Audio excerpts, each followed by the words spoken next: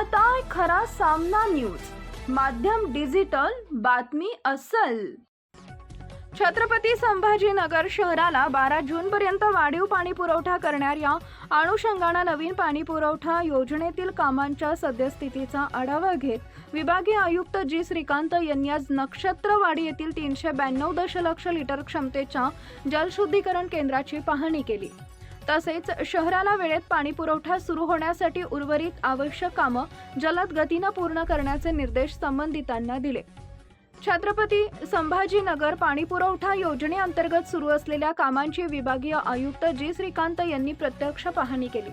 यावेळी महाराष्ट्र जीवन प्राधिकरणाच्या मुख्य अभियंता मनीषा पलांडे, महानगरपालिकेच्या अतिरिक्त आयुक्त कल्पिता पिंपळे, जिल्हा परिषदेचे अतिरिक्त मुख्य कार्यकारी अधिकारी वासुदेव सोळंके, अपर आयुक्त विकास व नियोजन सुषमा देसाई, सह आयुक्त देविदास टेकाळे तसेच संबंधित विभागांचे अधिकारी, कर्मचारी आणि कंत्राटदार कंपनीचे प्रतिनिधी उपस्थित होते।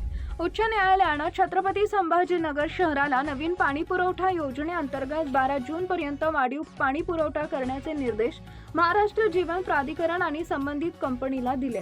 त्या अनुषंगाने विभागीय आयुक्त जी श्रीकांत यांनी पाणी पुरवठा योजनेच्या कामाची वेळोवेळी प्रत्यक्ष पाहणी करून पावसाळ्यापूर्वीची कामे पूर्ण करण्याबाबत विविध सूचना संबंधितांना दिल्या।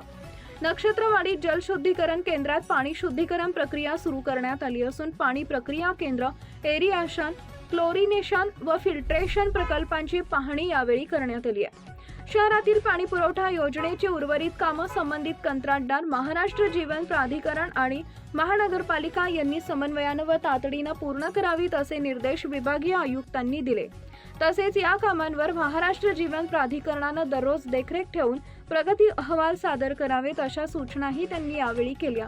यावेळी यंत्रणांचे प्रमुख उपस्थित होते।